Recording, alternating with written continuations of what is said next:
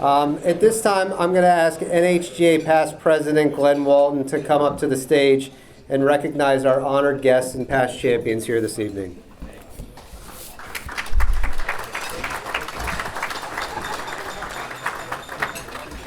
Good evening, everyone. All right, the tradition of this dinner started off as a champions dinner, and obviously, as Matt recognized, we do have some honored guests that are here with us tonight as well. So, in the interest of honoring New Hampshire's champions and those guests, I'll ask you to remain standing. Some of you may be standing longer than others, Danny. But if you could remain standing so that we can get everyone recognized, and also if you could hold your applause till the end. Appreciate it. Our first champion, Dan Arvanitis, the New Hampshire 2001 amateur champion. Please, because it'd be a while. Four-time New Hampshire mid-amateur champion. The New Hampshire senior champion in 2022. Won the senior team twice and the senior match play this year. Peter Bollier, the senior match play champion from 2016. Peter, there he is. John Bottomley, an NHGA past president and tonight's Joe Kane Award recipient. Jim Silly, the New Hampshire amateur champion from 2011, mid-amateur champ in 2008, stroke play champion 2021, two-time four-ball champion, and a three-time mid-amateur team champion. There's Jimmy. Mo Deshard, the boys junior from 1963. Still standing. Well, you're going to be standing for a while, so hang in there. Same joke. Yeah, well. Amy Dickinson, the Players Invitational champion for this year, and also the Women's Mid-Amateur champion. Lori Ethier, the New Hampshire Women's Amateur champion from 1985. There's Lori. Bill Everett, the Senior Match Play champion from 2017, and three-time Senior Players Invitational champion. Karis Fennessy, New Hampshire Women's Amateur champion the last 2 years. There's Karis. And the New Hampshire Girls Junior champion in 2019 and 2020. Tony Fournier, the New Hampshire Senior champion from 2019 and the Senior Players in 2021. Bill Goldstein, Boys Junior, 1991. There's Bill. Harvin Groff, the Mid-Amateur Match Play champion 2019 as well as this year, and the Mid-Amateur champion from this year. James Haggis, the Boys Junior, 1982. The Dairyfield boys. Josiah Hockala, the Boys Junior champion from 2023. This one could be a bit. Dana Harity, the New Hampshire Women's Amateur champion. And we will go through all the years. 82, 87, 89, 90, 92, 93, 94, 95, 97, 98, 2000, 2004, 6, 8, 12, and 14, and the Women's Match Play champion from 2019. All right. And her husband, Peter Harity, the New Hampshire Amateur champion in 1988 and 2002, as well as the Boys Junior from 1965. Rob Henley, the New Hampshire Mid-Amateur champion from 2023 and our current New Hampshire Amateur champion from this year. Bill Kruger, the senior team from 2017, as well as NHGA past president. Sean Lacey, senior team from this year, as well as a two-time four-ball champion.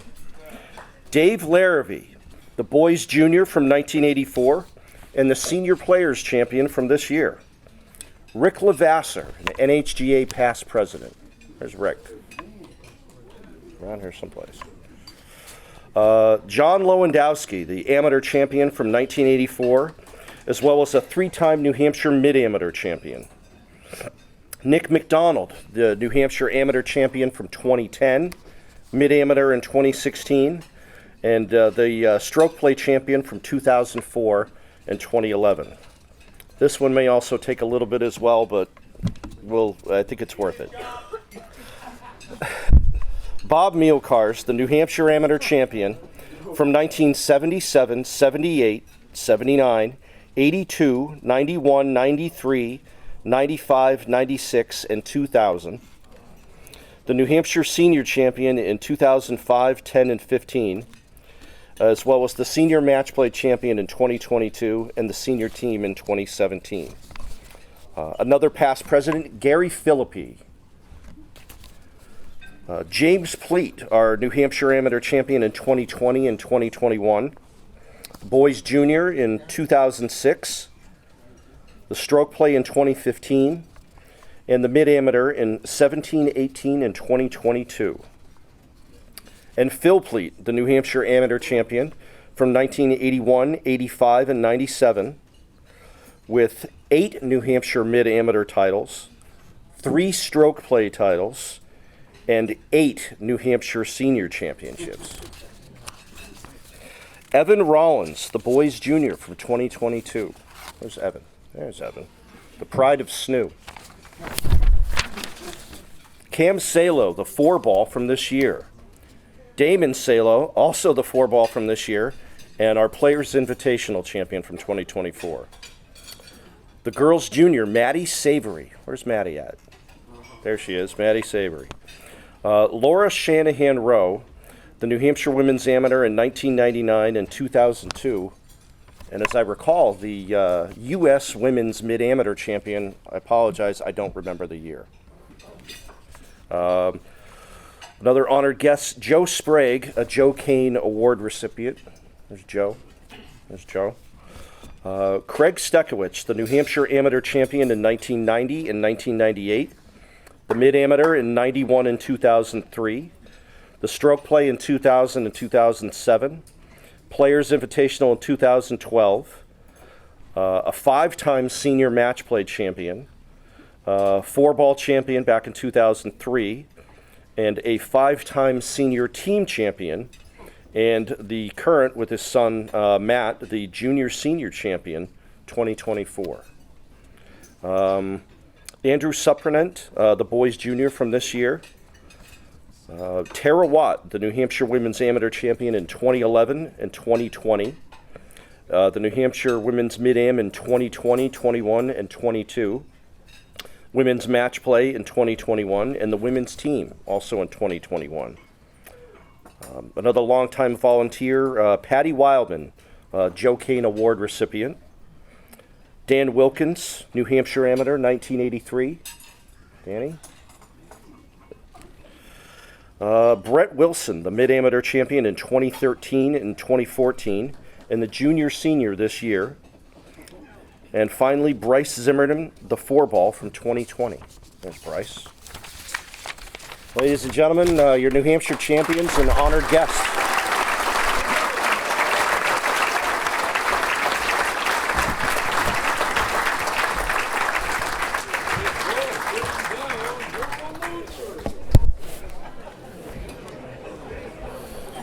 Thanks, Glenn, and congratulations again. I think it's really a testament to see so many of our past champions come back here each and every year, so congratulations to everyone. We would like to take a quick minute to recognize some of our sponsors that are here this evening. We truly value the investment that each of these companies makes in the New Hampshire Golf Association, and I'm going to ask our Communications Director, Kate Billings, to come up to the stage to recognize some of those sponsors.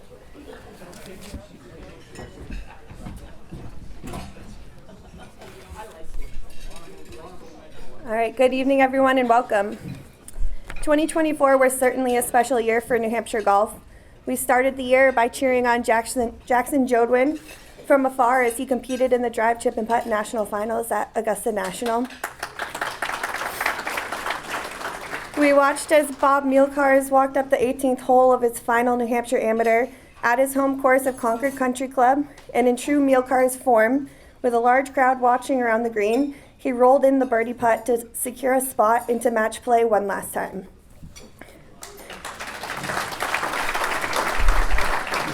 At that same tournament, we watched as Rob Henley gained state amateur redemption and secured the win to not only capture his first New Hampshire amateur title, but earn a spot into the U.S. Amateur. We also got to watch 2 of our junior golfers compete on some of the largest stages of golf. Josiah Hakala gained a lot of attention by winning the PGA Boys High School National Invitational down in Texas. He came home to New Hampshire and became the low amateur at the New Hampshire Open, a semifinalist at the New Hampshire Amateur. He finished second at the New England Junior and went on to advance to the round of 32 of the U.S. Junior Amateur.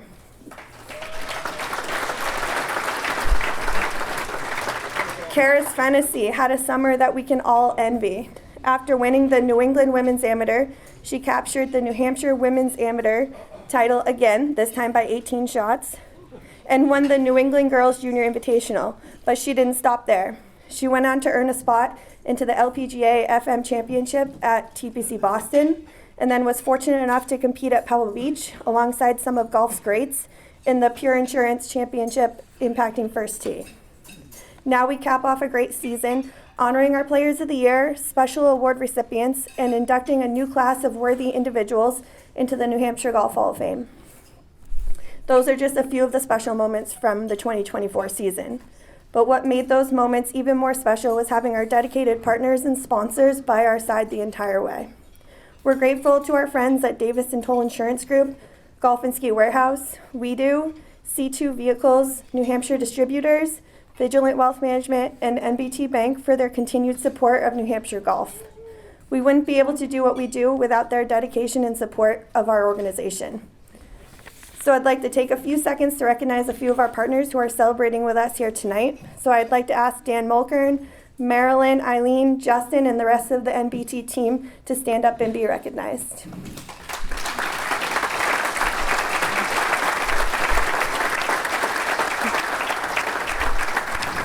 Thank you for all that you guys do for New Hampshire golf. We really appreciate it.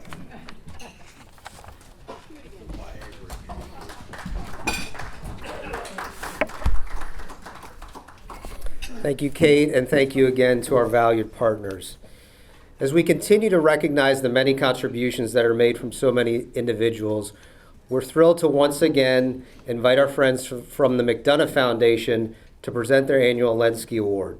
I'd like to ask Lisa Kress up to the stage to introduce the 2024 recipient, Glenn Walton.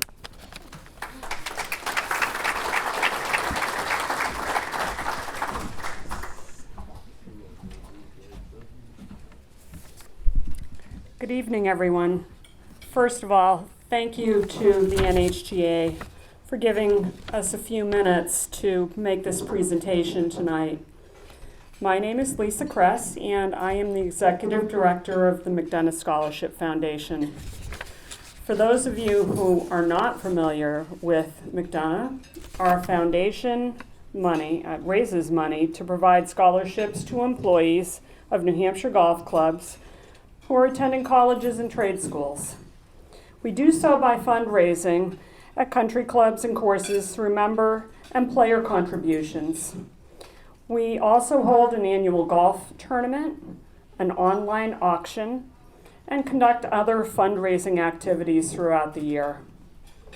Since 1955, the McDonough Foundation has given over $3.3 million in scholarship grants to New Hampshire golf course employees pursuing higher education.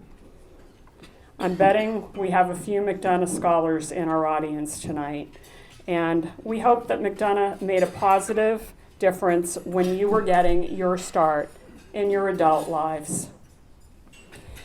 In 2001, the McDonough Scholarship Foundation Board of Directors established the Stan Lenski Distinguished Service Award to honor and recognize Stan Lenski, Manchester Country Club's longtime golf professional, for his many years of generous support of McDonough and its scholars.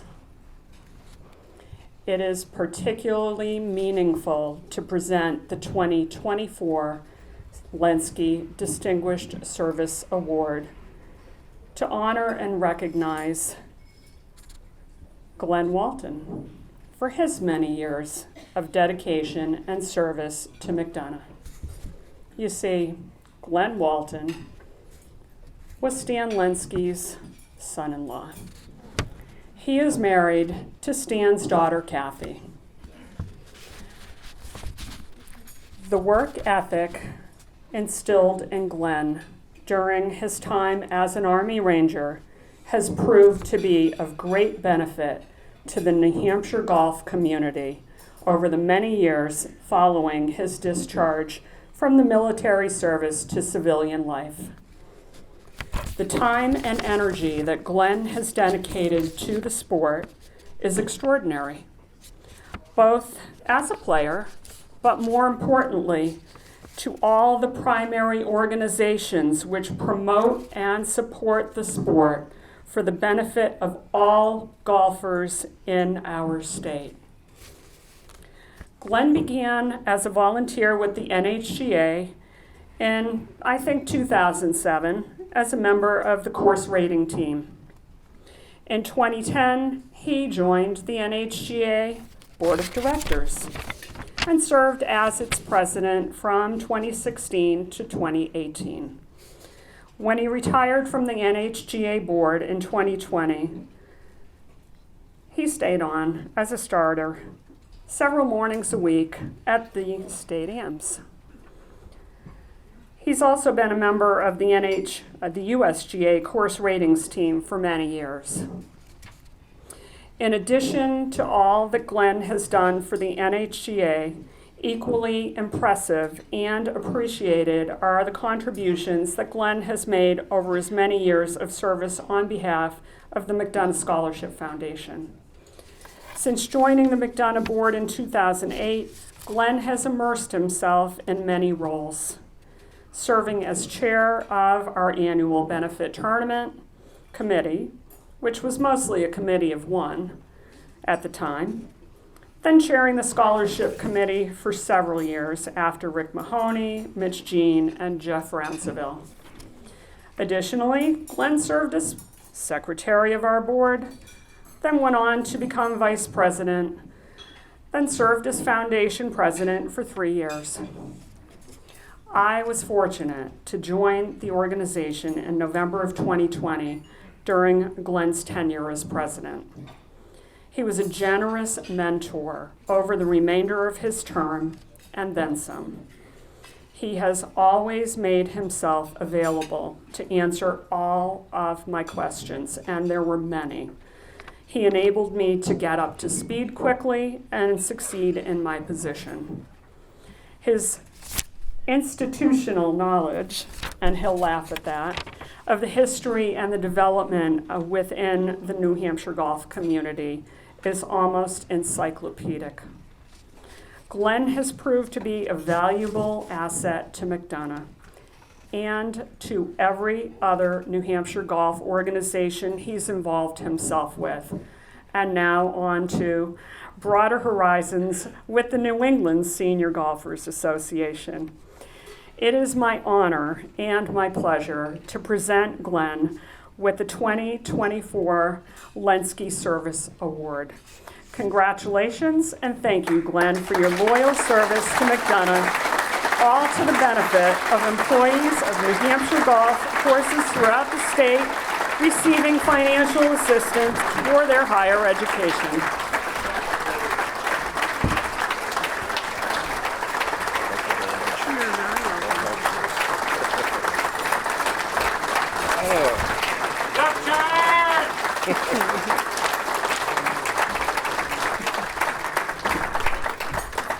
Thank you very much. And in my father-in-law's tradition, I will try to be brief. It's kind of daunting when I found out a while after it was done that I was going to be receiving this award, and it's not my turn. Some other great folks like Bill Everett and Bill Kruger and a lot of folks that do some great things for our scholars around New Hampshire that hadn't received this award yet needed to receive it first. But anyway, I'll leave with one quick story that I was never a McDonough scholar, but got introduced to the organization as a young member down here, and Kathy's father, Stan, obviously longtime professional here, decided to lend his name to a scholarship, and it was one of the first endowed scholarships that McDonough created back in, 99 or 2000? Sounds about right. And he was didn't care whether it went to a Manchester kid. It was more important to him. Here we go.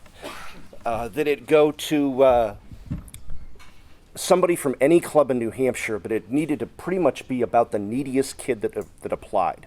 Somebody that might not be able to go back to school if they didn't if they didn't get the money. And on my wall at home is a neat award. Before McDonough named the Distinguished Service Award after Stan, John Bottomley, one of our next honorees for there's John, for the Joe Kane Award. I wrote this down earlier today. On September 19th, 1988, you presented a Distinguished Service Award to Stan Lenski when you were president of McDonough. So to receive an award that my father-in-law received and named after him, that's, well, thank you. Appreciate it.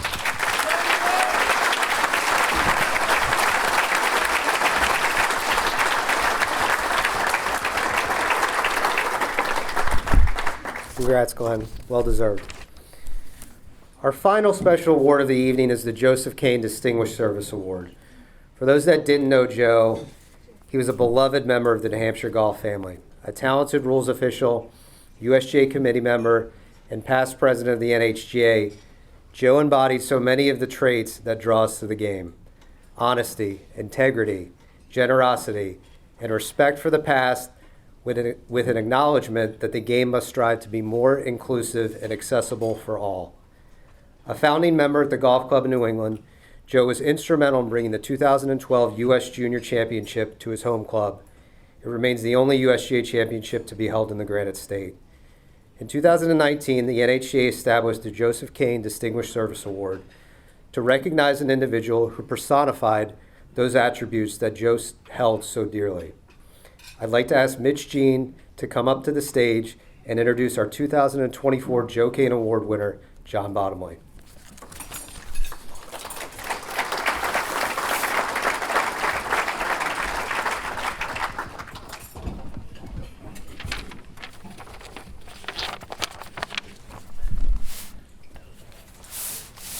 Good evening. The Joe Kane Distinguished Service Award is presented annually to an individual who represents the qualities embodied by Joe Kane. The recipient is recognized for their service to the game of golf in New Hampshire and their conduct exemplified by their sterling qualities of outstanding sportsmanship, dedication, inspiration, leadership, vision, friendship, and high character. 2024's recipient, John T. Bottomley, exhibits all of these qualities. I'm going to review some of his accomplishments and attributes for you now. First off, club membership and playing accomplishments. John is a 67-year member of Abenaki Country Club. Quite amazing. He was president of the club at age 28. Along with some of his colleagues at the club, he was instrumental in the hiring of Jim Sheeran as professional and Pat Kelly as superintendent, both 40-year plus employees. Jim is a member of the New Hampshire Golf Hall of Fame. John is a member of the Royal and Ancient Golf Club of St. Andrews. He is a member of the Lyford Key Club and was a member of its Board of Governors. John is a member of the New England Senior Golfers Association. He is a former governor and president of that organization. He is a member of the United States Seniors Golf Association. He is a former member of the Honorable Company of Edinburgh Golfers, the Muirfield Links. He is a former member of the Country Club in Brookline, Mass. And he is a former member of the New Hampshire Senior Golfers Association. John was a member of the Rollins College golf team when he was a student. He is a 6-time Abenaki Country Club champion. John made it to the quarterfinals of the 1978 State Amateur Championship, and he is a 3-time club champion of Lyford Key. Now, as to John's involvement in New Hampshire Golf Administration. New Hampshire Golf Association. John was a board member and a president of that organization. One of his accomplishments while at the NHGA was to bring the administration of the USGA gin handicap system to the association through a delicate negotiation with the New Hampshire Women's Golf Association, which helped fund the expansion of the NHGA programs and staff. John instituted the New Hampshire Mid-Amateur Championship following the USGA's institution of the National Mid-Amateur.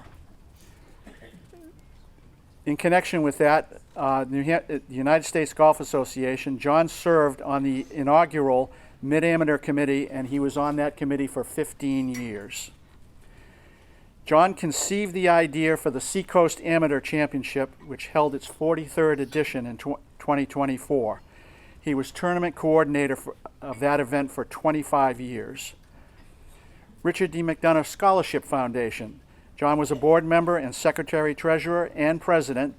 He served as president he served on the foundation's board from 1978 to 1989. And as you heard earlier, he was the recipient of the Stan Lenski Distinguished Service Award. The New Hampshire organization, New Hampshire Golf House. John was a board member and president. New Hampshire Golf House, some of you probably know, was an effort to bring the New Hampshire golf entities under one roof. That organization, which eventually merged with the NHGA, facilitated good relations between the NHGA, the NHWGA, which is now merged with the NHGA, the McDonough Foundation, the Superintendents Association, the New Hampshire chapter of the New England PGA, the First Tee of New Hampshire, and the New England Seniors Golf Association. John is a longtime supporter and a member of the advisory committee of the First Tee of New Hampshire. I think it's important to mention that aside from John's extensive involvement with New Hampshire golf, he has been involved in other community non-golf activities. John was a 40-year involvement with the Fuller Foundation, Inc. and the Fuller Foundation of New Hampshire, DBA Fuller Gardens. He was a board member and program officer and executive director of those organizations. John was a board member of the Seacoast United Way. He was a board member of Hesser College. John was a trustee of the Rivers School, which he attended as a student. John is a board member of the Yellowstone Park Foundation.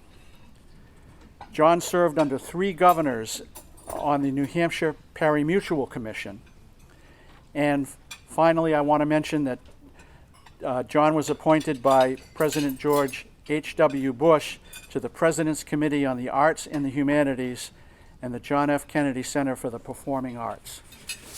As you can see, John has a long and very distinguished record of service to both golf and non-golf organizations in this state and nationally.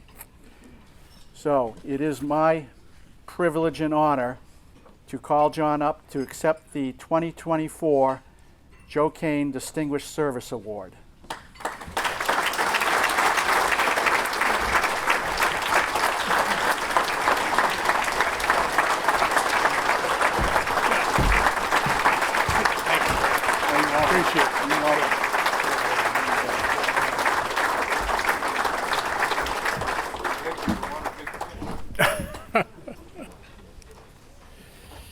Good evening, everybody. We're trying to remember the best advice someone tried to give me. He's here tonight, Rick Lavasser. He said, make it short. And so I told Rick that I only had 15 pages, but we'll try to get through this very quickly, and it isn't 15 pages. Thank you, Mitch, for summarizing my involvement with the New Hampshire Golf Association, McDonough Golf House, the New Hampshire First Tee, the USGA, and golf and club entities and nonprofits. I'd like to thank Mitch for your many years of service here in New Hampshire and in New England. And I know you got a ways to go. It's been quite a ride. I remember my dad, who was a Boston surgeon and a 15-year president at Abenaki, recognizing that I had a love of the game and counseling me, if you enjoy the game that much, make sure you give something back to it. And I have tried to live up to his very sage advice. Regards the New Hampshire Golf Association, I came along when Dr. Bob Elliott ruled golf in the Granite State.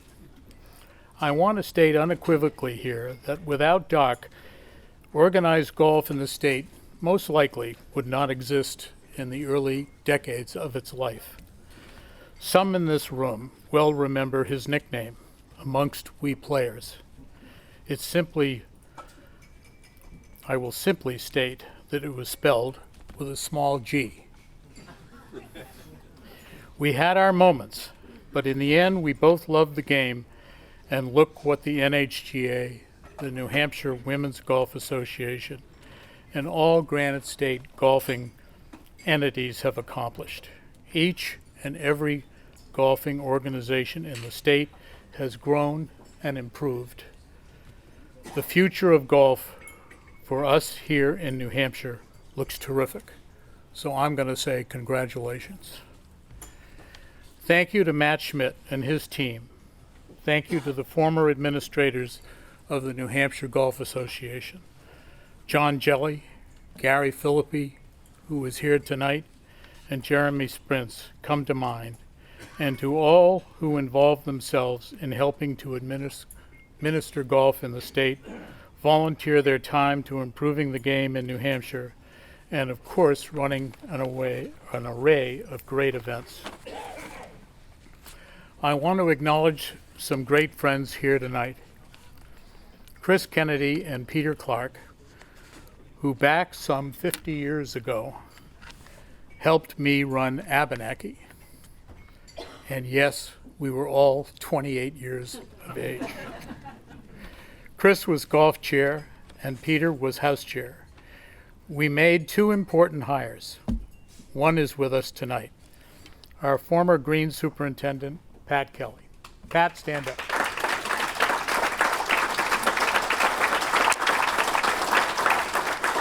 He is still working on special projects at the club.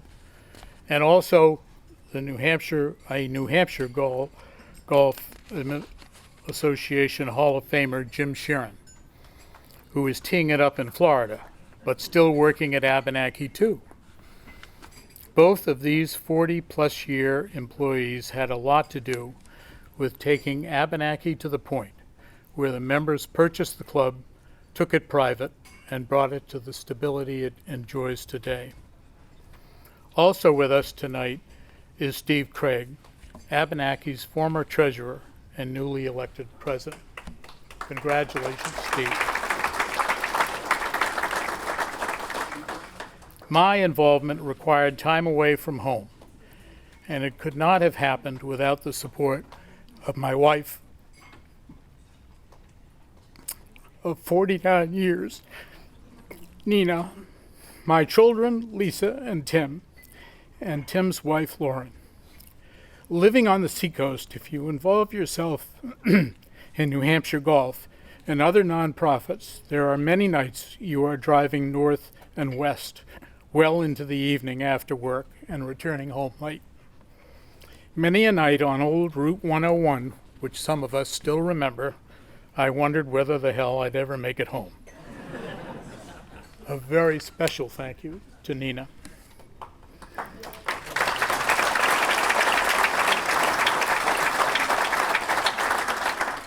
I was lucky to know Joe Kane. We both served on USGA committees. Myself on the inaugural USGA Mid-Amateur Committee for 15 years, and Joe on the USGA Senior Amateur Committee. He was also a very accomplished USGA rules official and volunteered at many championships.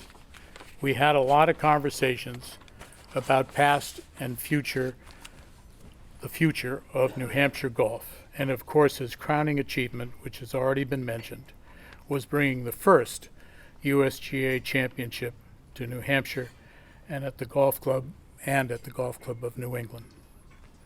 I hope my involvement will serve to spur future generations to volunteer and to make sure that New Hampshire golf keeps improvement.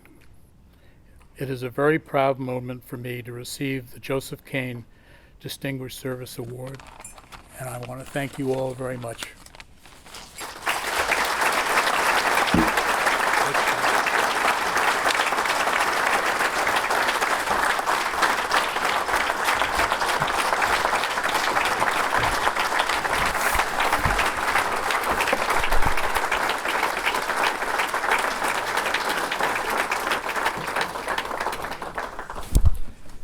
Congratulations again, John, and very well deserved.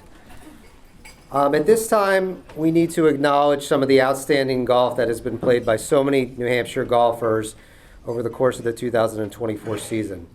Whether competing here in the Granite State or taking their talents to regional and national events, our small state continues to show that the quality of golf being played here is of the highest caliber. First up are our Junior Players of the Year, and I would like to welcome our Director of Junior Golf, Ben Landman, to the stage to introduce all of you to some very talented youngsters.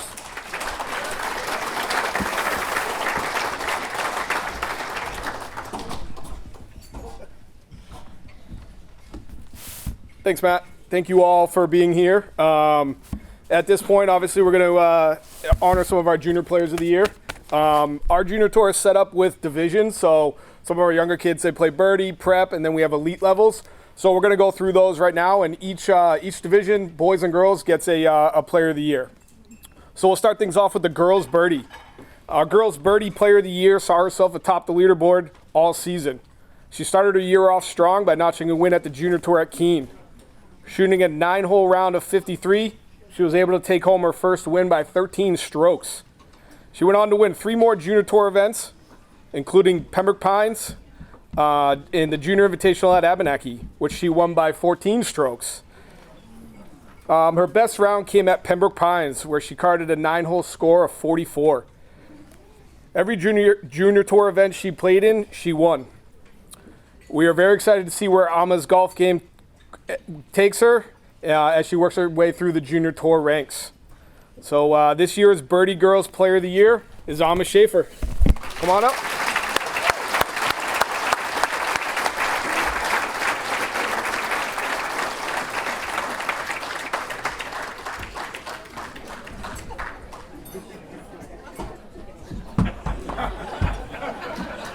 Good job, Alma. Thank you.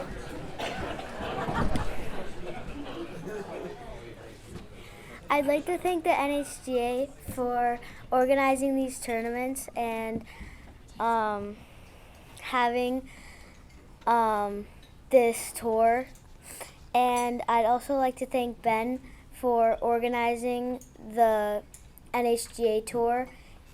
And I'd also like to thank my parents. I'd like to thank my dad for helping me with my golf game. And I'd like to thank my mom for driving me to the tournaments and packing me snacks for my tour.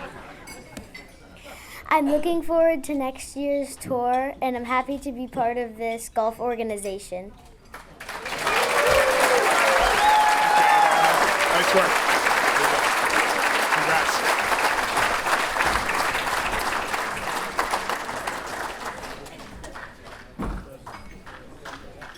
Might need to leave that stool up here, but we'll be all right. We'll move right on to the Boys Birdie Division Player of the Year. Whoa, we're losing microphones. This year's Boys Birdie Player of the Year had a very impressive season. In a very competitive Boys Birdie division, he never found himself finishing outside of the top 5 all season. He racked up 4 wins. They came at Concord Country Club, the Oaks, Pembroke Pines, and capped it off with a win at the Junior Invitational at Abenaki. Over the course of his 4 wins, his scoring average was a mere 37 strokes. He finished 5th at Keene, 4th at Wyndham, and took home second place in a playoff at the Hoodcroft Junior Open. Ben could not be with us tonight, but let's give a round of applause for our Birdie Boys Player of the Year, Ben Moran.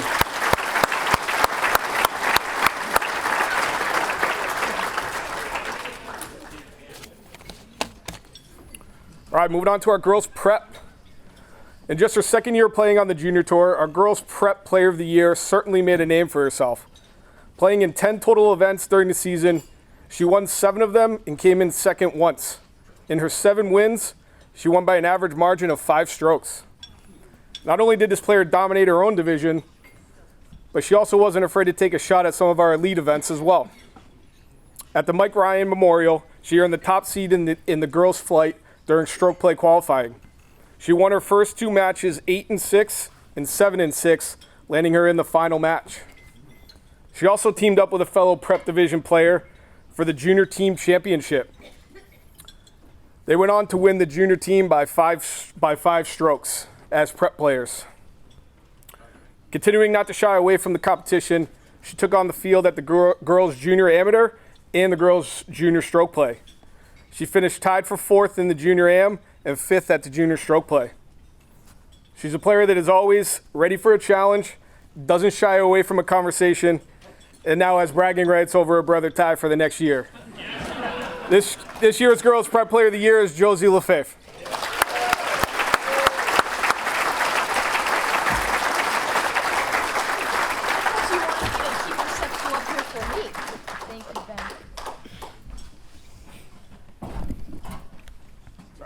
Sorry, I thought you tripped.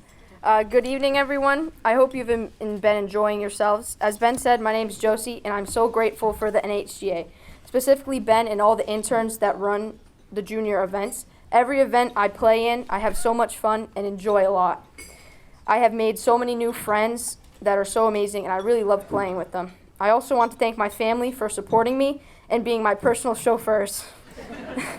I hope to see you all again next year for another amazing season. Thank you all again, and have a great rest of your night. Thank you, Ben.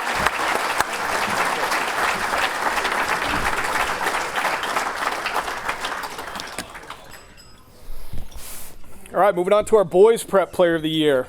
The Boys Prep Player of the Year came into the season ready to compete. Having represented New Hampshire in the drive, chip, and putt finals at Augusta National, he was primed for a successful season. Playing in 7 total events, he took home 4 wins and 2 runner-up finishes. His 2 best rounds came at Wyndham and the Oaks, carding 75s at both places. He pushed himself to compete at the elite level by taking on the Junior Stroke Play Championship. Finishing T17, he proved that he can hang with the best juniors in the state.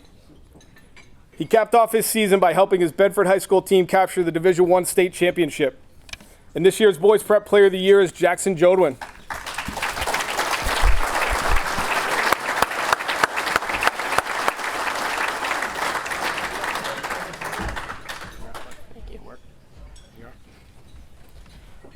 I'd really like everyone who came tonight. Thank you for coming, and I'm really grateful for this NHGA program.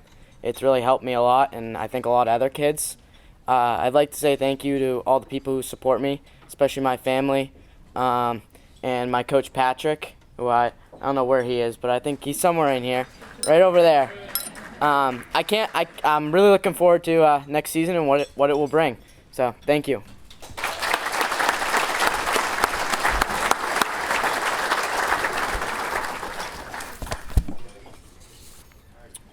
Next up is our Girls Elite Player of the Year.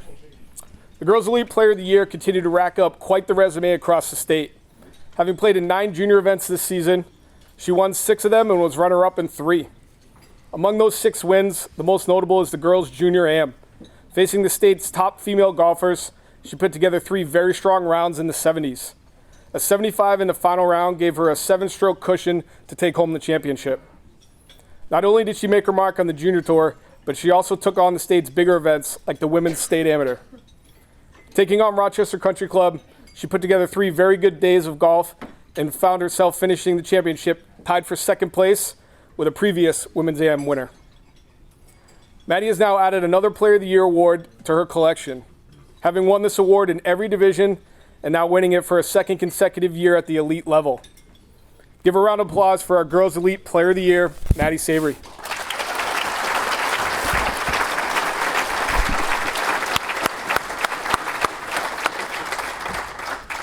Hang on to this for Hello and good evening. I would like to start off by saying thank you to Ben and all the staff for putting on another amazing tour. It's always a pleasure to see you all. I'd also like to thank my parents for always driving me to these events and just being there to support me. Another huge thank you is to my coaches for helping me elevate my game this year. I want to thank the NHGA for their efforts in growing the game for girls. Part of the reason that I enjoy playing in the junior tour so much is because of the girls I get to play with. I hope that the girls' game will continue to grow in New Hampshire and we'll see many more great players in the years to come. A highlight of my season for me was playing on Team New Hampshire and having the opportunity to play at Great Horse in Massachusetts. Experiences like this is what the game of golf is all about. Being a part of a team, traveling to new and beautiful courses, and enjoying everything the golf community has to offer is always a special experience. I truly appreciate New Hampshire golf and look forward to next season. Thank you.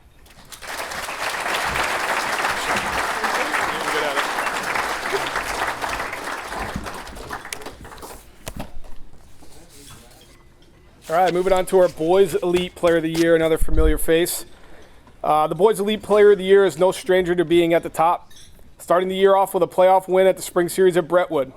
Shooting 76, this would be his one and only round on the junior tour that came in over par.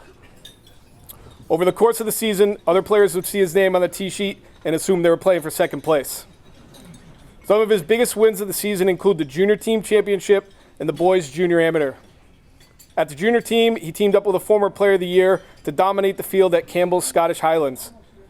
In the 4-ball format championship, he and his partner notched back-to-back rounds of 63 to finish the 36-hole championship at 16 under par. At the Boys Junior Amateur, he had his sights set on a victory that would give him an exemption into the U.S. Junior Amateur at Oakland Hills. Firing 70 in his first round at Kachiko Country Club, he traveled to Mount Washington, trailing the lead by 1 stroke. Carding 2 rounds of 1 under 71, he was able to get himself atop the leaderboard and stay there. With the new exemptions, he was headed to Oakland Hills to represent New Hampshire among the world's best juniors. He's now making his mark in the college golf ranks as he just finished his freshman season at SNHU, helping the team take home the conference championship. Please welcome our Boys Elite Player of the Year, Andrew Serpinant.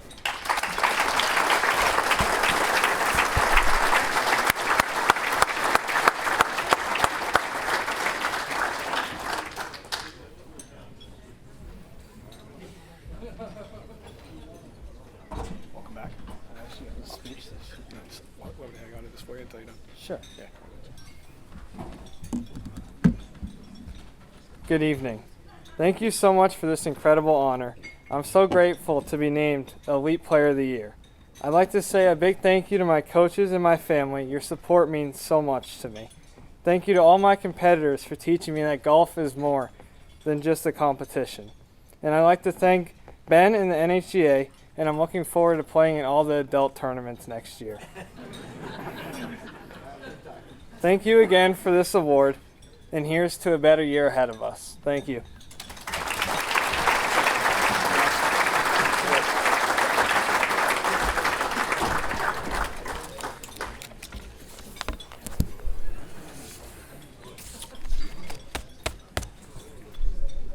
We're going to move on to our Kirk Hennefeld Junior Player of the Year, so the overall Boys Junior Player of the Year.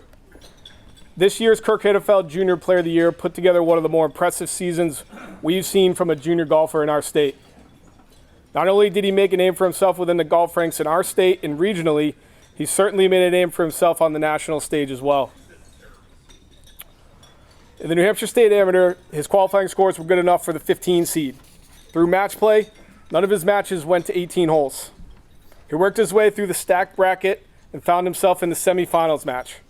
His semifinal match was lost 2-1 to the eventual State Am winner, Rob Henley. At the New Hampshire Open, he put together 3 great rounds to finish at T11, earning him low Am honors among a field full of professionals. Taking on Great Horse at the New England Junior, he found himself 8 shots back from the lead after the first round. In a weather-shortened event, He would go on to shoot 64 in his second and final round to put himself at a tie for the lead. In an exciting 3-hole playoff, he came up just short of another win. In what could be considered one of his more impressive wins of the year, he took to Frisco, Texas to compete in the PGA High School National Invitational. Up against 300 other high school golfers from around the country, he shot 68, 69, 65, 14 under total. This was good enough to give him the win and set the tournament record.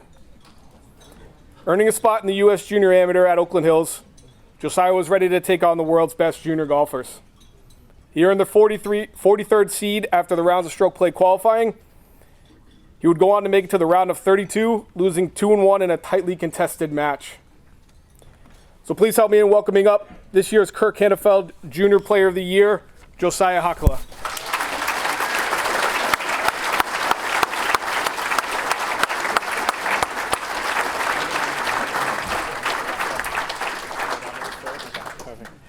Good evening, everybody. I just want to thank everybody for coming out tonight. And first and foremost, I want to thank my Lord and Savior, Jesus Christ, because without him, I wouldn't be where I am today. You know, so much goes into having a great season, having a good team around you. And the real backbone of my team is sitting right over there, my dad. You know, without him, I wouldn't be where I am today. He does everything for me. From high school coach to my swing coach to driving me everywhere. You know, he's really what makes me me. So I would love if you guys gave a round of applause for my dad tonight.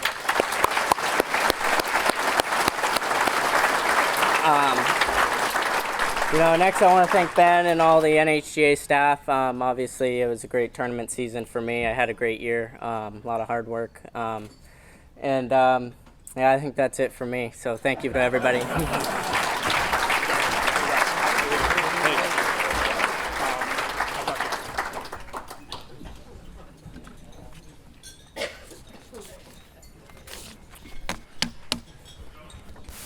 Next up is our Girls Junior Player of the Year. The Girls Junior Player of the Year has put together an impressive resume locally and regionally. At the local level, she came into the season as the reigning New Hampshire Women's Amateur Champion. She earned that title in 2023 as she captured the championship by a commanding 15 strokes. With her sights set on a repeat in 2024, she took on Rochester Country Club. Posting rounds of 72, 69, and 69, she cruised to her second state amateur win by a staggering 18 strokes. Regionally, she took home 2 New England Golf Association championships. Among New England's best female golfers, she showed that she can compete with the best. Coming from behind in the 3rd round, she found herself forcing a playoff. She went on to birdie the first playoff hole to take home the victory. In the New England Junior Amateur, an event that has been eluding her over the years, she fired 2 rounds of 72 in a weather-shortened event. Her 2 under total gave her a 6-stroke cushion to lift the trophy at Great Horse. Representing Dover High School, she finished her high school career with a clean sweep of the girls' individual championship. She cruised to her 4th consecutive high school individual championship this year. To put the icing on the cake, she made a run at the world's best players when she qualified for the LPGA FM Global Championship at TPC Boston. So it's my honor to introduce the 2024 Girls Junior Player of the Year, Karis Fennessy.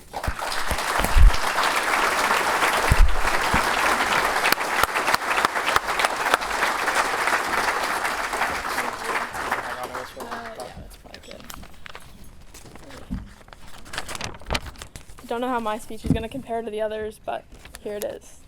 So good evening, everyone. First off, I'm so honored to receive this award for the 2nd year in a row. I wanted to share my gratitude first to Ben, Matt, Kinsey, Darren, Kate, and the rest of the New Hampshire Golf Association staff and volunteers. Without all of you guys, obviously none of this would be possible. Accepting this award means so much to me, as it validates the dedication to the game and recognizes all the hard work that I've poured into it. With that being said, I wouldn't be where I am without the unconditional support of my coaches, friends, and family. So thank you again for this honor. I look forward to next year, hopefully filled with even greater challenges and some more victories. Thank you.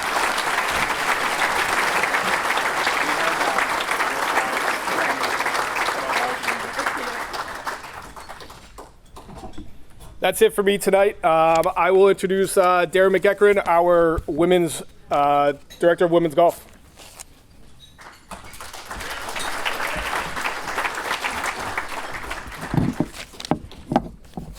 Thank you, Ben.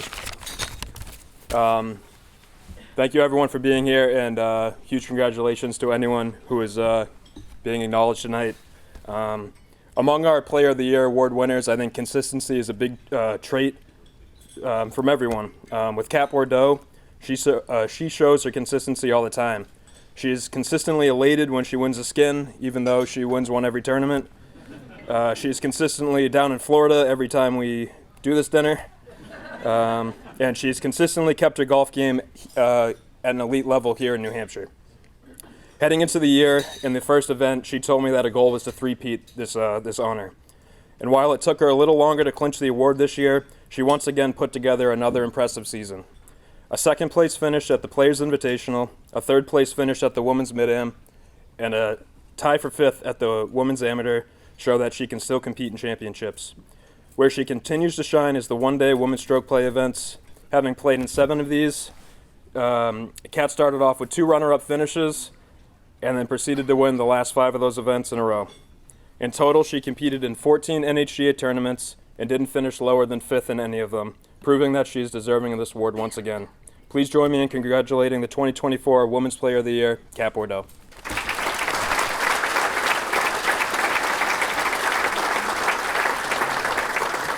And now we will quickly bring up our tournament director, Kinsey Hoffman, to introduce the Senior Player of the Year.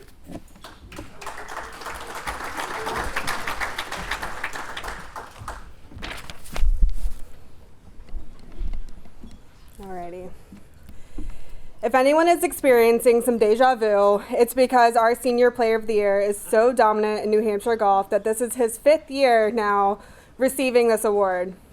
Time and time again, Craig Stekowicz proves that he's a force to be reckoned with out on the course. This season was different, though. I think this season, more than the past couple, have proven what a top-notch player Stek is. As someone who values his family and his grandchildren more than anything, Stek chose not to play in the Players Invitational to celebrate family birthdays and create those special, priceless memories. Stek also underwent a surgery this year that prevented him from playing in the state amateur in order to give his body time to heal. These are 2 events that he normally would be a top performer in, and 2 events that hold a lot of those coveted Player of the Year points. It is even more impressive that after his surgery, Stek was able to come back to golf and make it to the semifinals of the senior match play.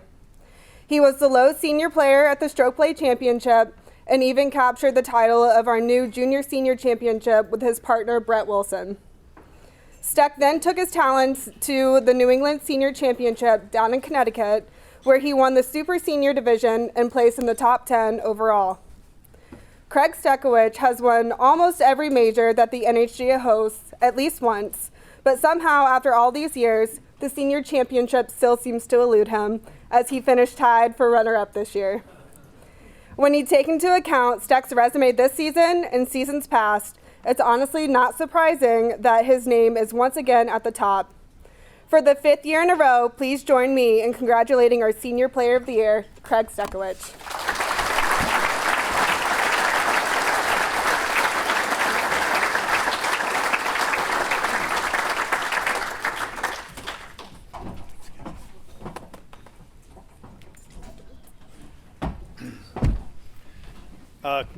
Good evening, everybody.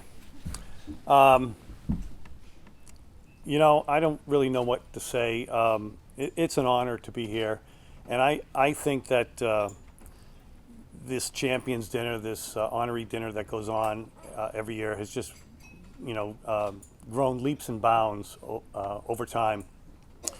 And I really would like to thank all the members of, past and present members of the board of directors that have dedicated their time and so forth to make it what it is. All the players, man, I love playing with all you guys. This is just great, you know. I love to compete, whether it's on a senior level or any level, really. I just love playing golf. So thank you very much. And also, Matt, wherever you are, NHGA, man, you guys make golf in New Hampshire so much fun. It's just fantastic. So thank you very much. Thank you.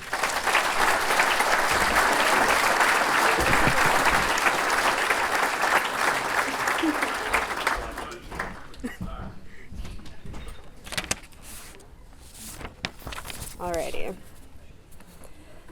Hats, hot dogs, and Henley are 3 words, outside of golf of course, that sum up this year's Player of the Year. Once again, Rob Henley has made his name known in New Hampshire golf. He started the year off strong, placing in the top 10 at the Players Invitational.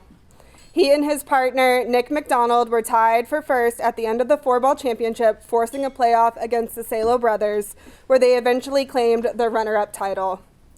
Rob played some solid and consistent golf in the stroke play portion of the State Am this year and earned the 6th seed moving into match play. He had some tough matches this year, including 2-time state amateur champion James Pleat, making it to the final match once again. Rob began his battle for the title against Stephen Goodridge, and the match made it all the way to the 35th hole before Rob claimed his first State Am title. As a state amateur champion, Rob got the special honor and an exemption into the U.S. Amateur Championship at Hazeltine National Golf Club in Minnesota. I can't think of a more perfect player to represent the state of New Hampshire and our golf community on the national level. Once again, Rob has proven that he has what it takes to make it to the top of the leaderboard in most, if not all, of our events. Receiving title of Player of the Year once is an accomplishment within itself, but to be able to claim this award 2 years in a row, in a point in time when the competition level is higher than ever, it's a massive triumph. Please join me in welcoming up and congratulating for the 2nd year in a row our Thomas J. Leonard Jr. Player of the Year, Rob Henley.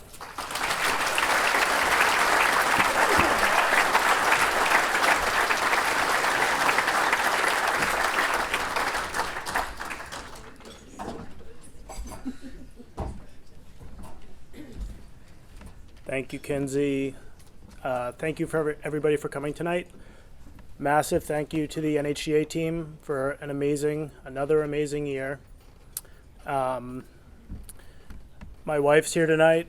I think this is the maybe 2nd golf event she's ever been to in the 17 years we've been together. So thank you for coming, Sarah, and supporting me. And for all the support you give throughout the year. Really appreciate it. I think I may have set 2 records at the Am this year. First I'm proud of, second I'm not. The first is there's probably no golf historian in the room, but I think I ate the most hot dogs ever at a New Hampshire amateur. The second, I also think I hit the most balls out of bounds in the semifinal and final matches in the history of the New Hampshire Amateur. That being said, it was a fantastic year, great competition. The USGA offering the amateur champion a spot at the USAM is quite special. It really changes the dynamic at the amateur, I think, and being able to go to Hazeltine this year was truly a unique experience. I think it might be the only time I get that experience, given some of the talent we have coming up in the state. So thank you everybody again for coming out tonight, and looking forward to 2025.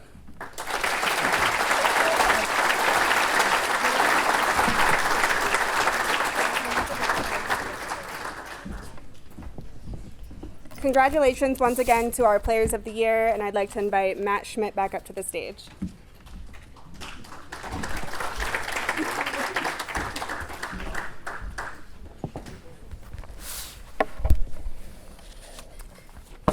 All right, everyone, we've now reached the portion of the evening that we've been so eagerly waiting for as we induct 3 incredibly worthy individuals into the New Hampshire Golf Hall of Fame. Our first inductee this evening is an individual whose impact on the game stretched far beyond the fairways of Laconia Country Club.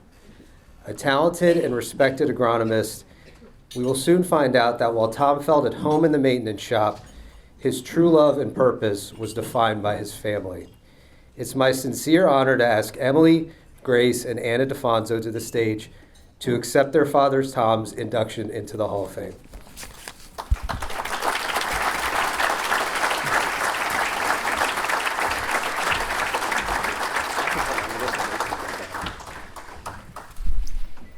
Hi everyone, my name is Emily. I'm Anna. And I'm Grace.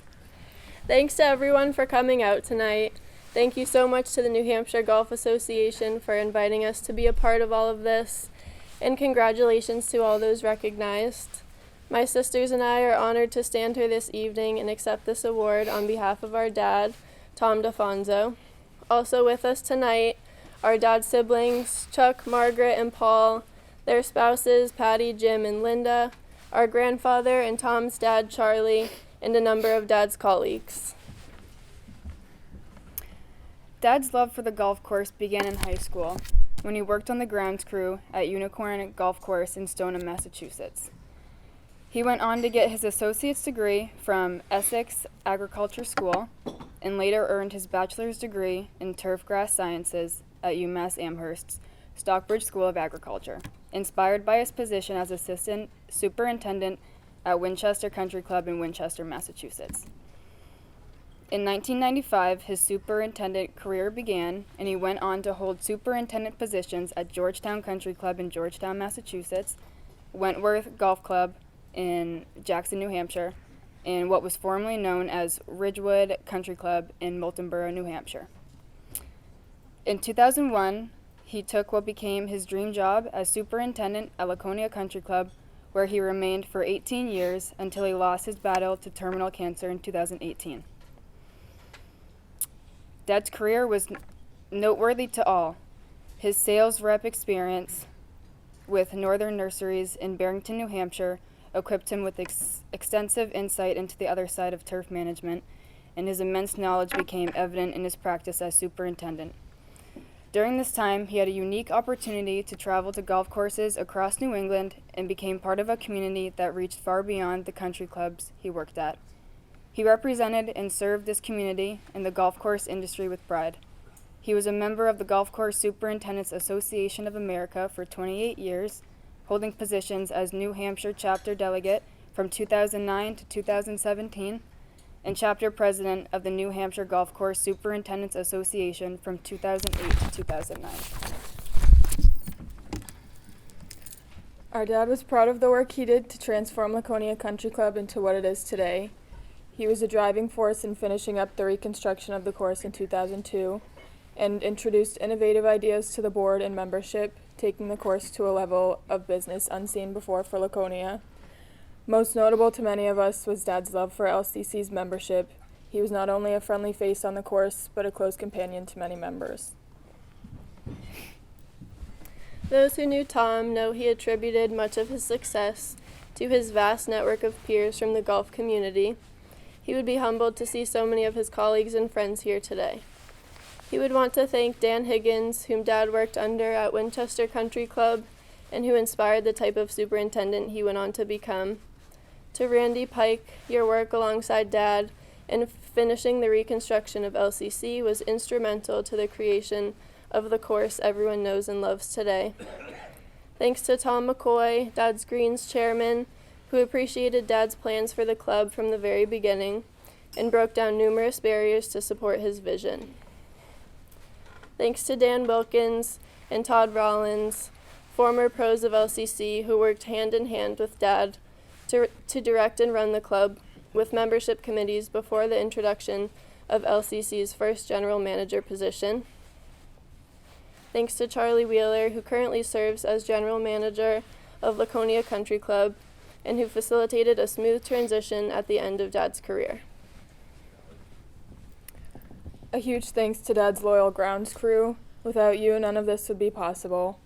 Special shout outs to Tom Carr, Rich Labar, Dick Arsenal, and Ronnie Laramie, who each worked alongside our dad for most, if not all of his time at Laconia, and Jason Bryant, who worked with Dad at Ridgewood Country Club making the move to Laconia with him and serving as his right-hand man until his passing.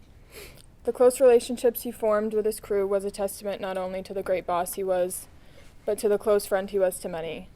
To Randy Weeks, a close friend of ours for years, and the only person Dad trusted to fill his shoes and carry on his legacy at LCC, thank you for continuously welcoming us back to the place that has always been a second home to us.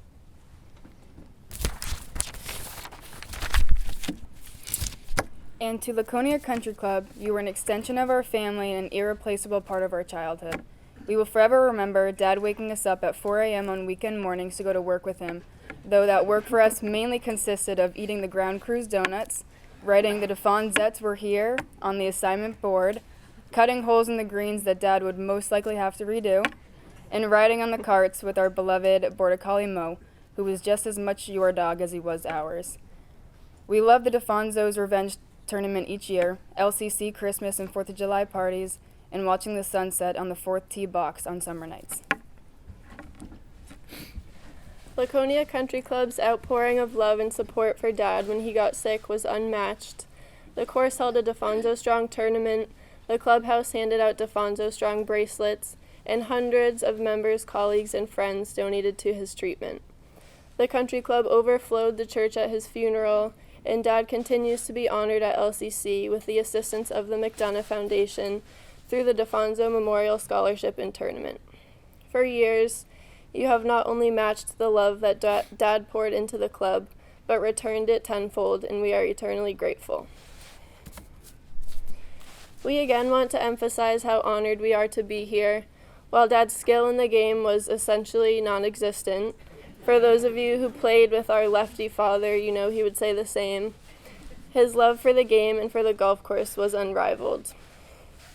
He poured his heart and soul into Laconia's course and membership, and knowing how admired he was by this community has been a source of strength for our family. Thank you for recognizing his work and the value of those who help make the game of golf possible.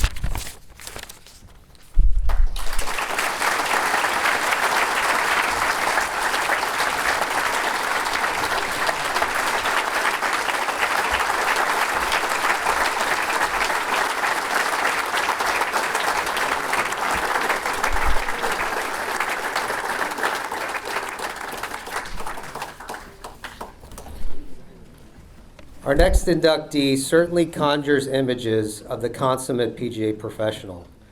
A lifetime of service to the game, more than a quarter century of giving back to the North Conway golf community, an accomplished player and teacher, there are few that weren't touched by his work and dedication.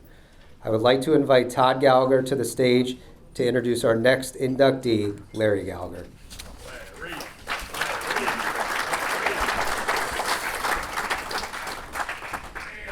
Thank you very much.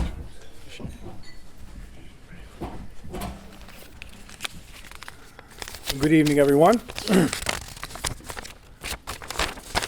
I promise you this is in big font. There's only 2 pages, and I can't read my own typing anyway, so it'll take a few minutes. Congratulations to everybody who's received an award tonight, especially you younger folks. Keep it up. Good luck to you. It's very impressive to see that the game of golf is going to continue here. Congratulations. I received a phone call about 3.5 weeks ago from my sister-in-law who said, on Thursday night, November 7th, your brother's going to be inducted into the New Hampshire Golf Hall of Fame. The committee would like someone to introduce him. Would you be willing to do that? Without hesitation, I immediately answered, I got to get back to you. I have a colonoscopy scheduled that day.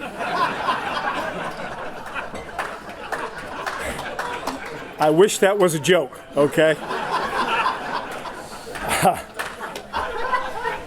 So it's still coming. I had to reschedule, but it's coming. Thank you. Thank you. So I said, I asked Kathy, what's this consist of? What's going to happen? And she said, well, they'd like you to speak for 5 to 10 minutes. And I knew that wasn't true. So I said, I better talk to somebody else about that. So I got to speak with Kate Billings. And I want to tell you what a professional she is. She did a great job, helped me, coach me to this. And I want to thank her for that help getting through this. I said, what should I talk about? How do we do this? Do I talk about the numbers? And she said, well, the numbers will be in the program. All that information will probably be there. Maybe you should talk about the person. And I thought, that's a horse I can ride. I can do that. So speaking of that, we're almost to the end, folks, so we're going to take it to the whip and get this thing going, all right? So bear with us. I've had the privilege of speaking on behalf of my brother on, this will be the third occasion. The first time was in 2010 when he was inducted into the Freiburg Academy Hall of Excellence for his high school accomplishments and also his professional career at that time. And he was in the inaugural class. Well, what does that mean? It means that you're up against everybody when you're inducted into the first class. And I think that was quite an honor that he was chosen by his peers to be inducted in that first class. The second time was at the retirement from the North Conway Country Club. A great festive evening, a lot of fun with family, friends, members, fellow competitors who came back to talk about he and Kathy and what they meant to the folks there. We have a number of those folks over here tonight. You probably heard them in the back, the Conway people. Please keep it down, you're embarrassing us. That was a fun and great night. And now tonight, the third opportunity for me to do that, induction into the New Hampshire PGA Hall of Fame. I'm beginning to think you don't have any friends that want to talk about him because I have to keep doing this. And 3 times, done it for free. How about, like Spangler said to the Dalai Lama, how about a little something for the effort here, bro? So the eulogy's going to cost you big bucks, I can tell you that right now. So I had spoke to Kathy about some ideas and things and whatnot, and I know she is his biggest fan.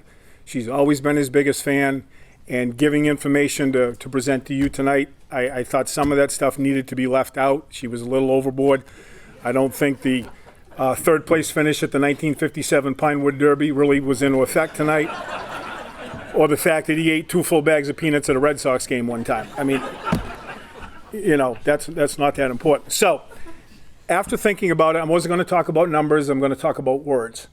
Words that come to my mind when I think of my brother and what he's accomplished.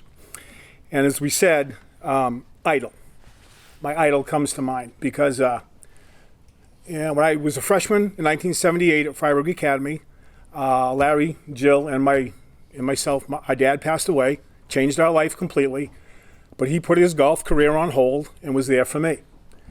Coached at the high school, stepped in as a parent, and certainly was my idol. And I don't know that if I asked him, I don't think he would have changed a minute of that, but I do know it was 4 years that he didn't put full dedication into his craft or his career thinking about me. So he definitely is my idol. And as I attended Freiburg Academy, I certainly followed in his footsteps. He was a quarterback and a kicker. I was a quarterback and a kicker. He was a point guard. I was a point guard. He played third base. I played third base. He became a golf pro. I played third base. That is where the comparison stops, right there. You could put the Gallagher brothers on a driving range, and after 3 swings, Stevie Wonder could tell you who was the golfer and who was the gopher. Okay? So, I think professionalism is the next thing that comes to mind. And a little of it was mentioned by Matt earlier. For many years, the Pro Championship was held at the North Conway Country Club. And as just being there year after year, sometimes caddying, sometimes as a spectator, I would hear the compliments that were bestowed on he and Kathy from the fellow competitors about what a great tournament it was, how they paid attention to detail, took care of all the things that were done in first class. And I think that the total respect that they gave to the event meant a lot to people. And I do think that recognition by others is a powerful motivational tool. As a teacher, his playing accomplishments are numerous, but I feel it was the intangibles that made his peers recognize him for this honor tonight. His junior program, which was noted statewide, I've always felt his ability to teach was his greatest asset. He could make anybody a better golfer, even after one lesson. He can't program the VCR. The thing still blinks 12, 12, 12 for 25 years, but he can certainly teach somebody to play golf. Now, myself, even I could learn a little bit about golf when I would play with him. He didn't harp, he didn't teach, he taught, but he didn't preach, is what I wanted to mean. He would say, you know, put your hands down a little bit, back in the stands, something like that, okay? Never harped on it. But I will say this, that the best lesson I did learn in life came from playing a round of golf with my brother. And we're in the middle of the round someplace, just the two of us out there late in the day. And I had managed to hit a good drive. He probably didn't hit one of his better drives. We're kind of out middle of the fairway. We drive up in the cart, we stop, we get out, and I think I'm ahead of him. I'm feeling pretty good about myself. So I say, what should I hit from here? He says, I don't know, you've never been here before.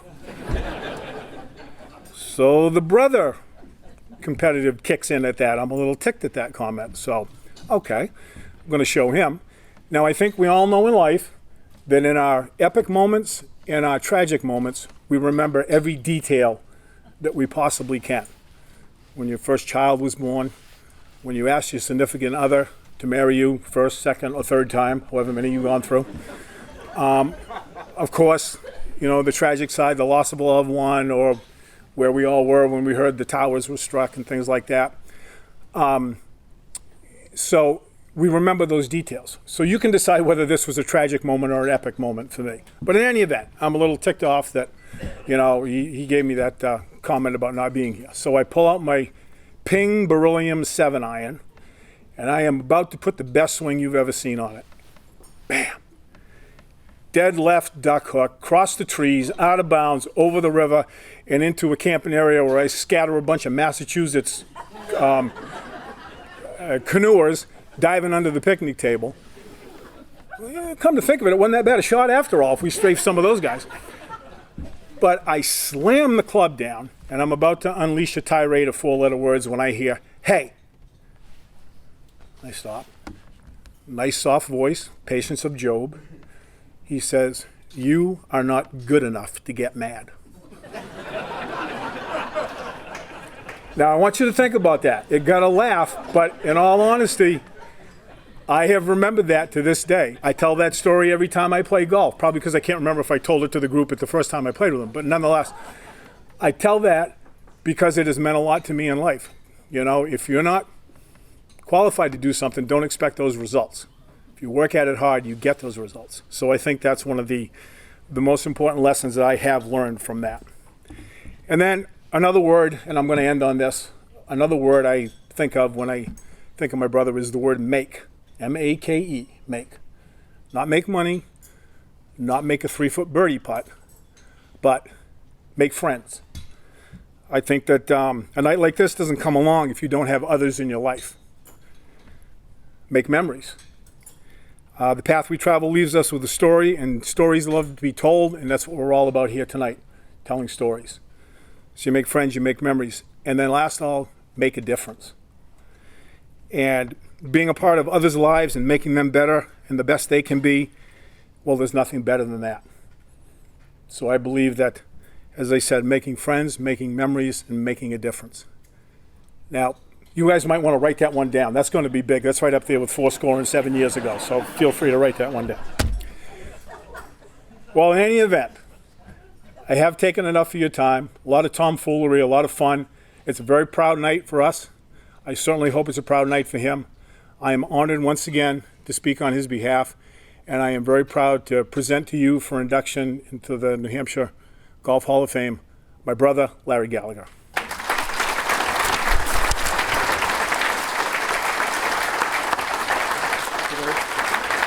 Put the stuff up here for him.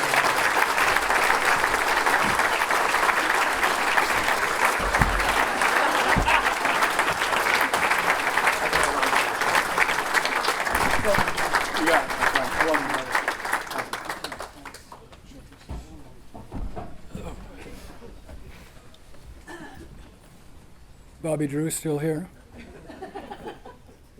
I got a bench for you. Good evening, everybody. As my brother just spoke and said, this is definitely one of the highlights of my golf career, something that I never expected, but I'm certainly pleased and proud to be able to accept this nomination. I look around the room and I see this table over here, a bunch of my junior program people who are now grown up, have children of their own.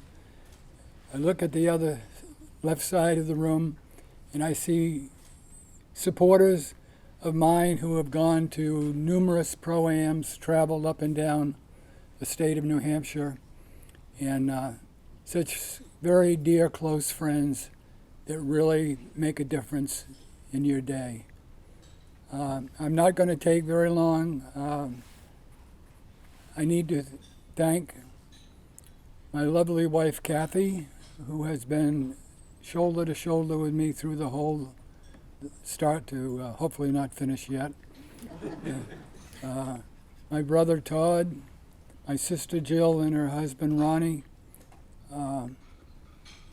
I know they're very proud of me, and I guess for once in my life I could say I'm really proud of myself.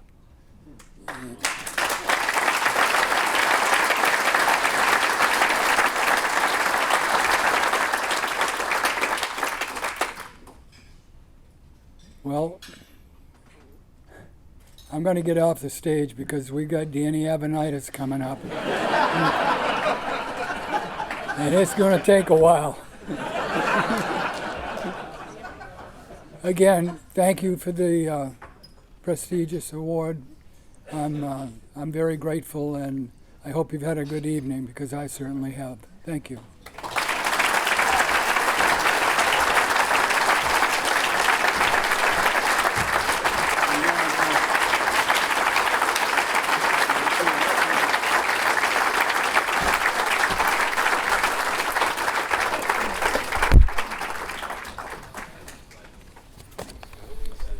Larry, you're not kidding. Danny, I will turn the microphone off. Our final inductee this evening is an individual who has become synonymous with golf in New Hampshire. He's a fierce and determined competitor. His accomplishments are immense in New Hampshire, but extend beyond the state as well. And while we will surely hear about his many accomplishments this evening, what we all think of first is his kindness, humility, friendship, and wonderful sense of humor.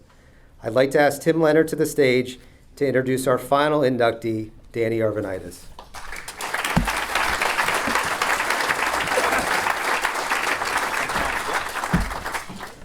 Good evening. How is everyone tonight?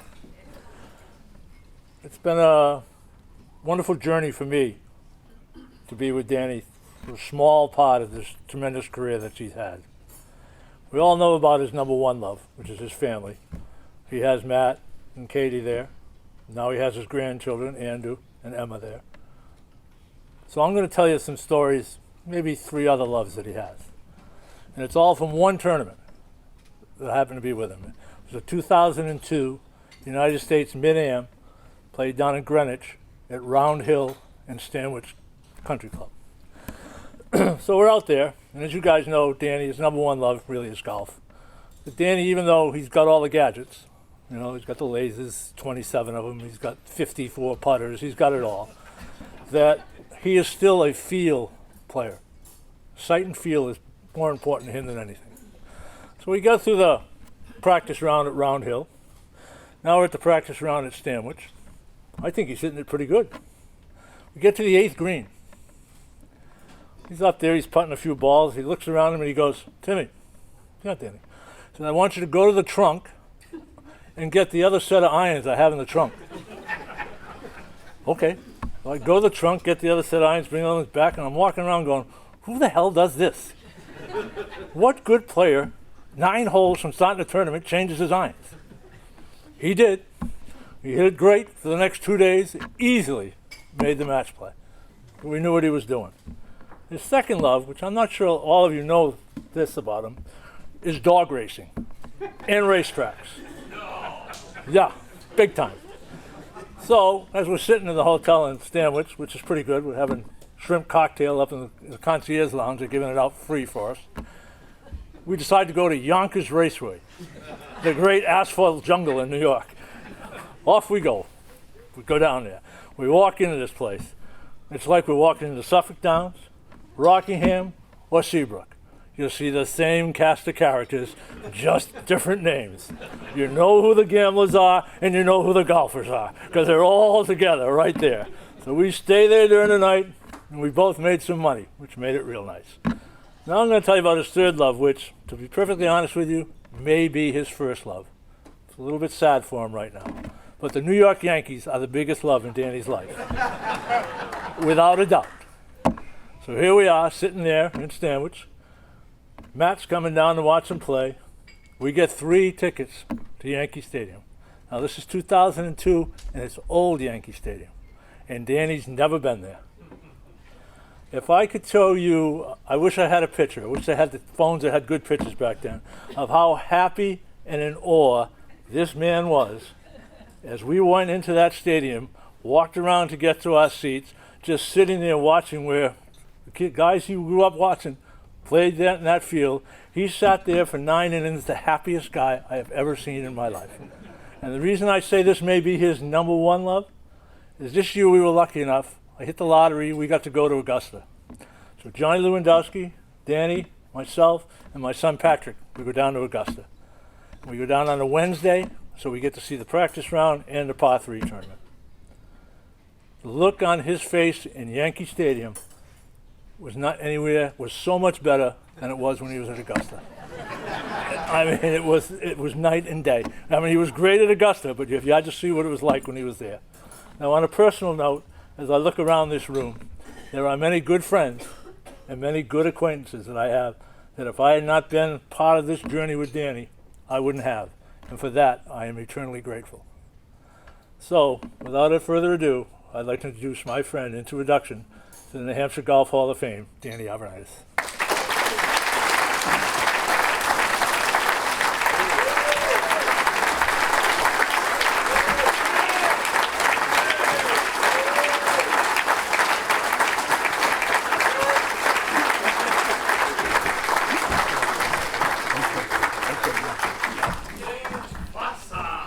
Oh boy, here we are. Timmy, thank you. God, what a great trip that was. You know, to play down there. God, those are memories. That's what, 22 years ago? God, where's all the time gone? Steck, I second you on the competitive part. God, I love to compete. Any level. You know, Steck does too. You know, I might not win when I want to, but you know what? I'm going to keep competing till I can't compete anymore. You know, I still, seniors, regulars, I love it. I love playing with all the kids.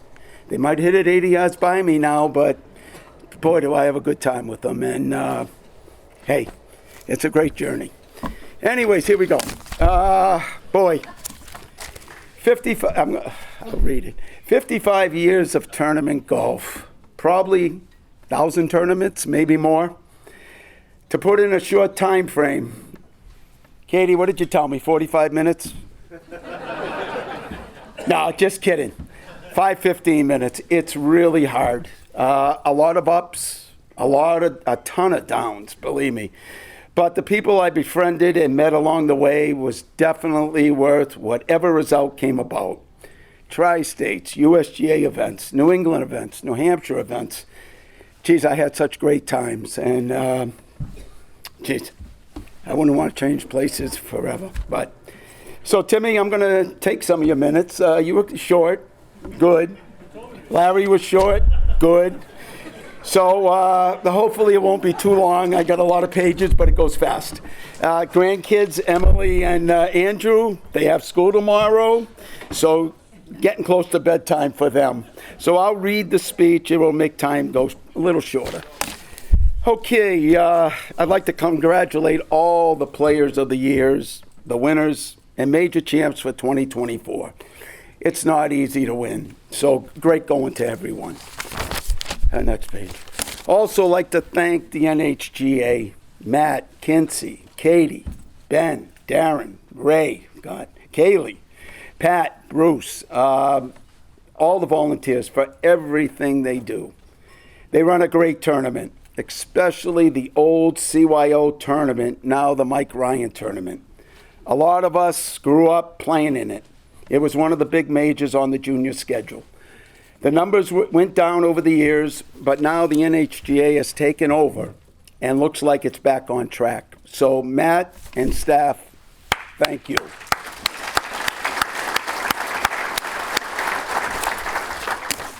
Congrats to my fellow inductees, Tom DiFonzo and Larry Gallagher.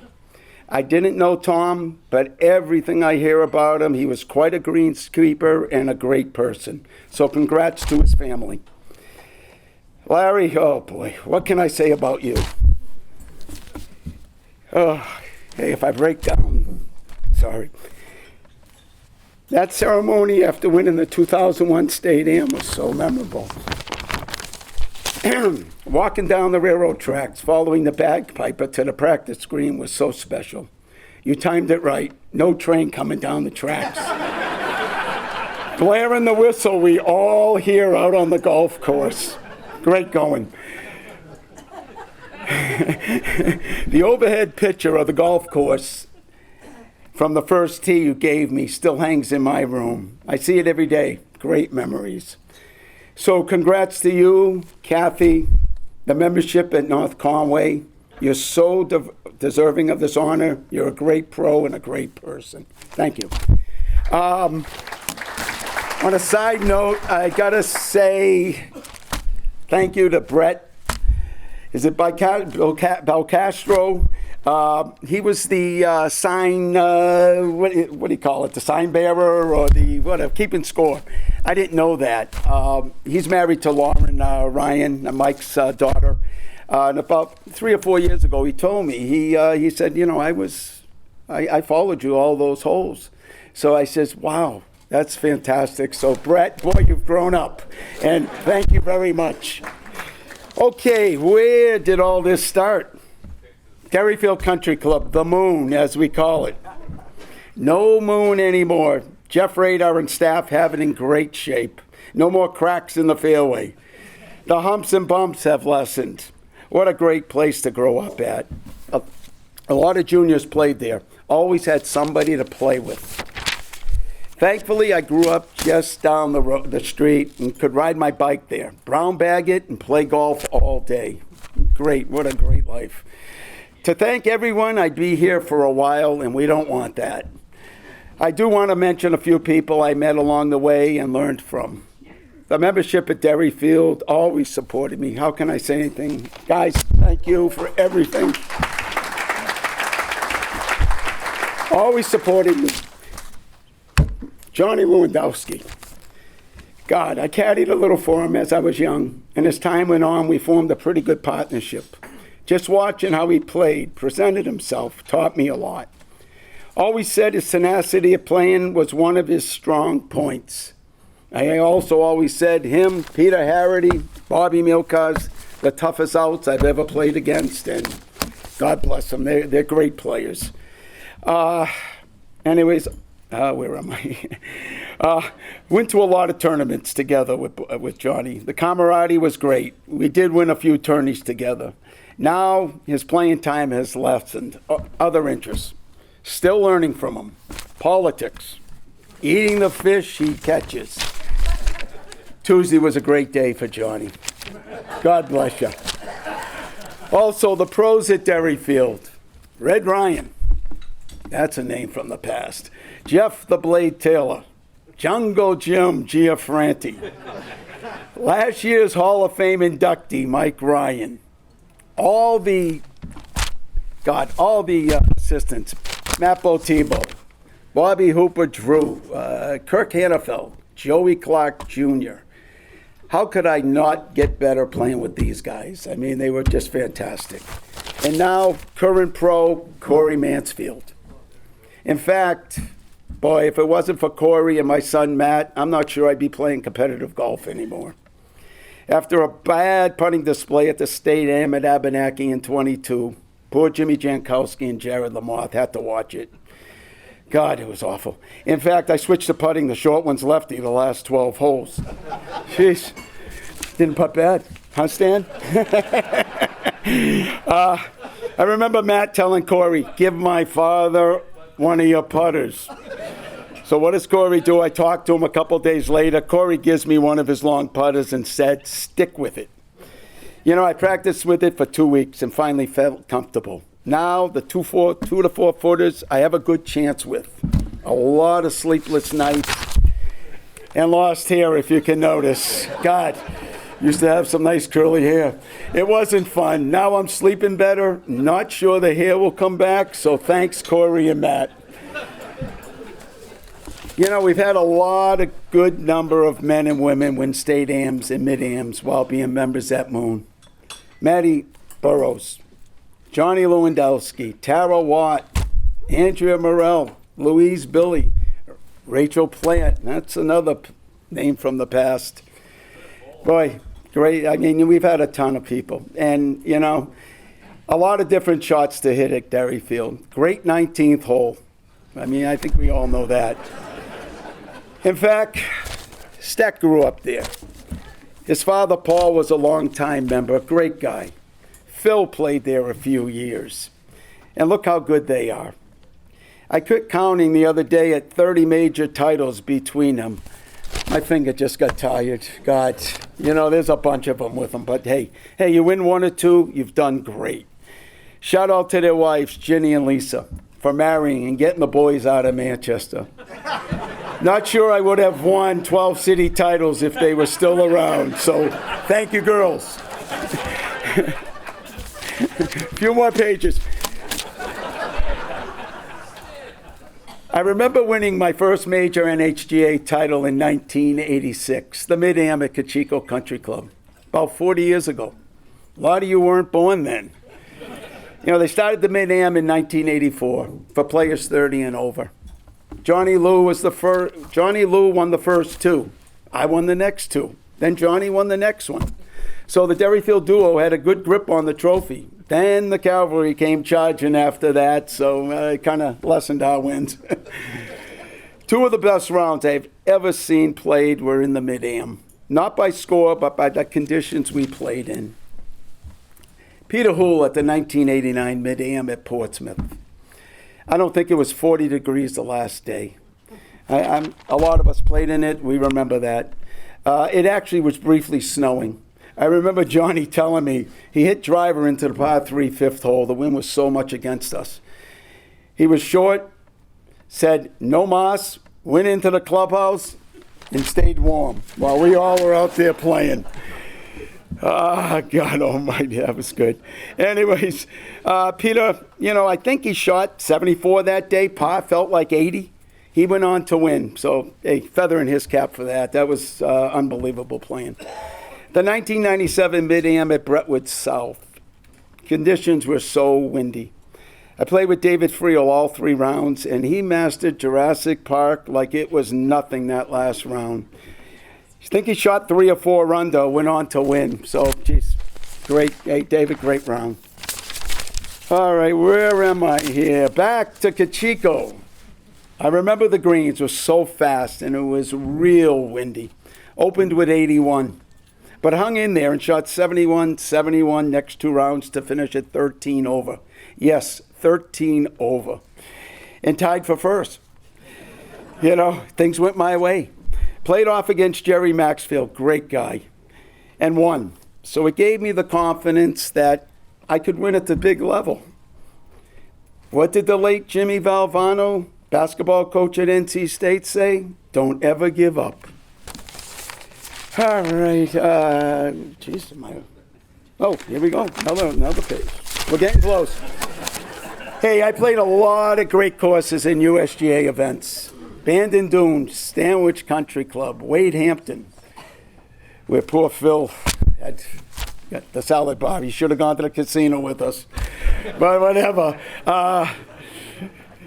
Carlton Woods in Houston, where the LBGA plays the old Dinah Shore there now. So that was a great place. God, we had a nice time there. I think we shot pretty good. So I think we came in like 15th. So that was a pretty good showing for New Hampshire. I remember I had probably, you know, not my lowest round, but probably my greatest round I've ever played. You know, it was 100 degrees in the shade. I'm playing with Joey Alvarez from Maine, a kid from Maryland. They're walking. I'm saying to myself, holy cow, I'm riding. If these guys are comfortable, I'm in real trouble. Anyways, I go 17 holes. I haven't made a bogey. I'm 2 under. Go down 18. Phil's in back of me. Steck's in front of me. Go down 18. I think it was like 430 back then. That's a pretty long distance. Water in front of the green. I hit a pretty good drive. God, I'm thinking, God almighty, do I want to make par so bad? I want to go through the whole round without a bogey. I hit a nice 6-iron, 20 feet away. Drive up to the green. I see Steck. I say to Steck, I'm 2 under. He shows me 3 under. I said, whoa, I know Phil's in back of me. He's going to have a heck of a round, so that's automatic. I said, wow, we're doing pretty good. Well, let me go see this 20-footer. Well, what do? I leave it 4 feet short. God, I can't leave it 6 inches. I didn't have the yips then, so whatever. But I went up to it, made the putt, and 5 under I think we were for the day. I think we finished second, which was pretty good accomplishment for New Hampshire. So, Phil, what a great, that was a great tournament. Anyways, God. Also, what else? Hazeltine in Minnesota. Played there in the state team championship. We played it at 6,600 yards. I forget the year we played. I know Maine still owes us money from beating them, so whatever. I don't think we'll ever see that. But anyways, this year the USAM, I was talking to Rob, they played it at 7,600. So you're talking 1,000 yards difference. The game has changed definitely. Like Rob says, that's one tough golf course. I remember, was it Dave Hill? When they had the U.S. Open there way, way back, a lot of us weren't born. But anyways, he said all it needed was a couple of ears of corn and cows out on the golf course. I didn't see that. I thought the place was great. You can know when somebody has a bad round. I think he had a bad tournament. But anyways, played Charles River in Mass with Steck and my son Matt in the 2003 state team championship. Matt and I were the first father-son duo to play together in a USGA event. That was pretty nice. Phil and James have played 2 since, which is a great accomplishment. Both fabulous players. The golf wasn't good at Charles River. Those greens are so tough, God almighty. But, the memories are everlasting. So for anyone here that has doubts about trying to qualify for a USGA event, do it. The rewards, if you make it, are pretty special. Okay, last one. In closing. And I got so much to say, but God almighty. Yeah, I got to keep it short here. In closing, I'd like to thank my son Matt, my daughter Katie, their spouses Jessica and Holly, my girlfriend Donna, for all their support. A lot of tournaments over the years that they had to deal with. I appreciate everything you guys did.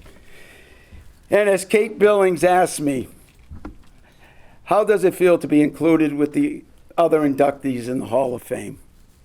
My response was, this might get tough. Oh, boy.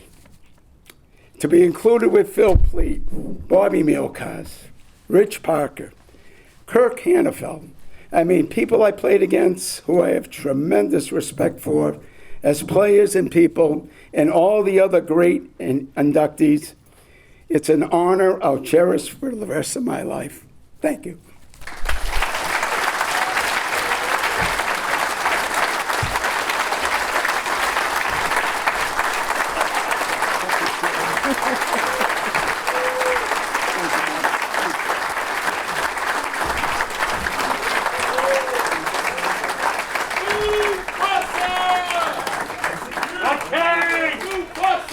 Thank you. Thank you again, everybody, for a wonderful evening. Thank you for supporting golf in New Hampshire. That does conclude our program. I'm going to ask everybody who won an award this evening, please come up to the stage so we can get some pictures before you leave. We'll be brief, we promise. But thank you again, everyone, for being here. Have a great winter, and we'll see you next season.